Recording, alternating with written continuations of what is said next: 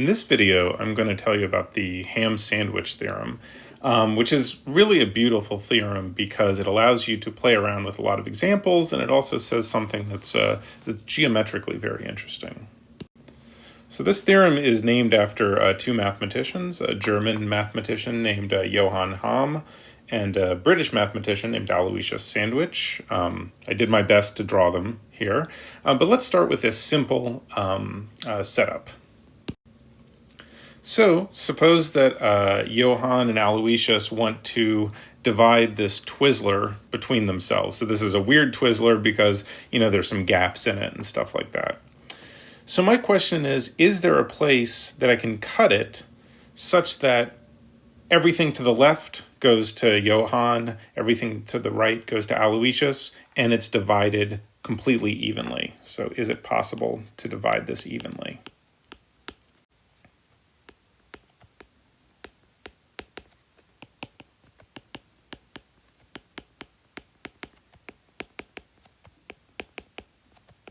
Okay, and I don't think this is too surprising. It's definitely possible to divide it somewhere such that everything to the left goes to Johann, everything to the right goes to Aloysius, and they both get the same amount of Twizzlers. So it's kind of tough to tell from the drawing, but maybe the dividing point is, say, like right here, right? So this is claiming that everything to the left, all the Twizzler to the left is the same amount as all the Twizzler to the right. Okay, not very surprising.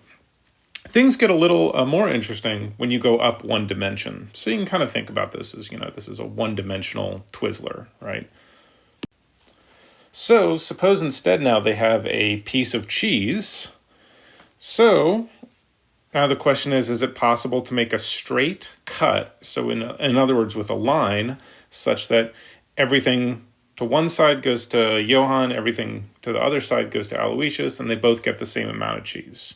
Well, it's really not too hard to convince yourself that, if you could do it for a one-dimensional Twizzler, you can do it for a two-dimensional piece of cheese. So it looks like maybe this works to cut it exactly in half. But if you think about it for a second, because we're in two dimensions, there are a lot of other cuts we could make to divide the cheese exactly in half.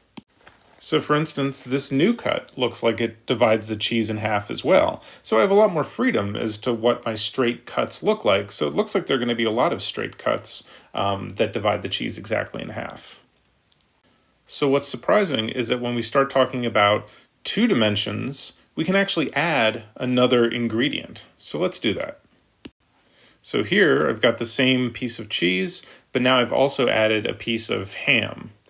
So is it possible to divide both of these in half simultaneously? In other words, I want to make one straight cut, give one side to Aloysius, one side to Johann. So, playing around with it a little bit, it looks like there might be. Let me try to draw one of these cuts in here.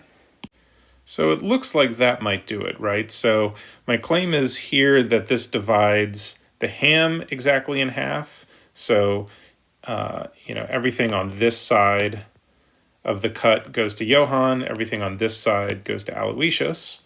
And the claim is that Johann and Aloysius both got not only the same amount of cheese, but also the same amount of ham.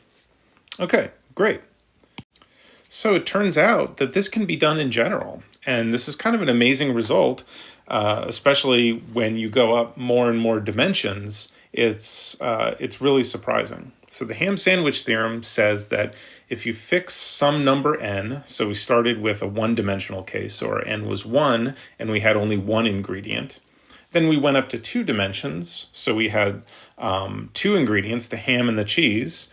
The ham sandwich theorem says that this happens in general. If you have n ingredients in n dimensions, it's always possible to cut them in half simultaneously by a plane. But when you see plane, you should really think of just like a straight cut. Okay, before we do a three-dimensional example, which is kind of hard to draw, let's do some more two-dimensional examples. So one thing that I think is very interesting about the ham sandwich theorem is, it really allows you to play around with some examples. So in this case, suppose I wanted to divide the ham in half and the cheese in half.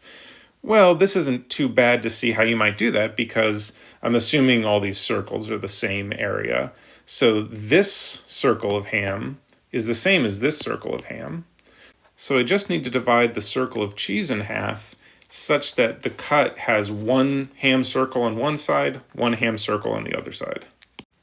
Okay, so it looks like that'll do it, right? So everything on one side goes to Aloysius, everything on the other side goes to Johann. Each gets one circle of ham and one half circle of cheese. All right, let's do an example that's a little harder. So what if now I have two cheese circles and one ham circle? So it's maybe a little harder to see how the cut would work, but it's actually kind of the same thing here because I'm going to divide the ham circle in half such that the cut has a cheese circle on one side and a cheese circle on the other side. Okay, so it looks like that cut worked. So notice on one side, I have exactly 1/2 the ham circle and one full cheese circle. Same thing on the other side. All right, let's do an even harder example, but still with just 3 circles. So now note that I can't quite do the same thing I did in the last couple of examples. The reason is because if I want to divide the ham circle in half and not touch the cheese circles, well, I might get something that looks like this cut. But then I have both cheese circles on one side, meaning I haven't divided the ham and the cheese simultaneously. Okay, well, so now it's maybe a little harder to think of how you might do this. I claim it's still not so bad. We can actually take a pretty methodical approach to just this special case. So what does it mean to divide the ham circle in half? It means my straight cut has to go right through the center here, right? Well, if I look at this first cut, all the cheese circles lie on the lower side of that cut, right? So say that the lower side goes to Aloysius. But then if I look at this cut, all the cheese circles lie on the upper side. So if you think about slowly moving this cut this way, what's eventually going to happen? You start with none of the cheese on the upper side. You end with all of the cheese on the upper side. So if you think about it, this is kind of subtle. This says that at some point you had to have exactly half the cheese on the upper side. So that would be a cut that maybe looks something like this. Right, so now if I look at the sides, it looks like each side has one full circle of cheese only taken from parts of the other circles, right? So for instance, say that Johann gets the top part, he gets this part of this circle of cheese and this part of this circle of cheese. And so that adds up to one full circle. Okay, so this is why I think the ham sandwich theorem is such an interesting theorem, because you can really try even simple examples, right? 3 circles. I didn't draw anything really too complicated. You can try lots of examples. It's a theorem, so there always has to be a cut that divides everything in half, right? So in the case of 2 dimensions, you draw, the ham as weird as you want, the cheese as weird as you want. There's always some line that divides them simultaneously in half. Kind of amazing. So as we said, this also works for 3 dimensions. So now suppose I've added ham, cheese, and some blue jello. So notice none of these are touching each other and they're all in one piece, but as we saw, that's not required. You can have the ingredients touching each other and you actually can have them in different pieces like we saw with the last example and the 2 circles of cheese. So it's harder to picture things in 3 dimensions, but it's still kind of fun to think about because the ham sandwich theorem says, here are my 3 ingredients in 3 dimensions. There has to be a straight cut. So think about it as a plane that cuts all 3 ingredients in half simultaneously. So that might look something like this. And again, really difficult to draw things in 3 dimensions, but what I've done is kind of shaded the part that's below the plane, that's below the cut. Okay, so hopefully by now maybe you've realized that I was probably lying about the mathematicians Johann Ham and Aloysius sandwich. The real reason the ham sandwich theorem is called this is because what are the three ingredients of a ham sandwich? There's bread, there's cheese, and there's ham. So here I have a ham sandwich.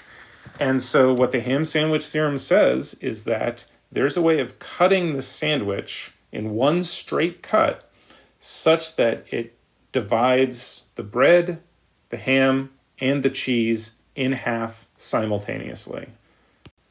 So maybe that looks like this with this large sandwich knife. So this says that I can divide the bread, the cheese, and the ham in half simultaneously. Maybe that goes to Johann, and that goes to Aloysius. So kind of amazing. But, I've drawn the sandwich really kind of normal here.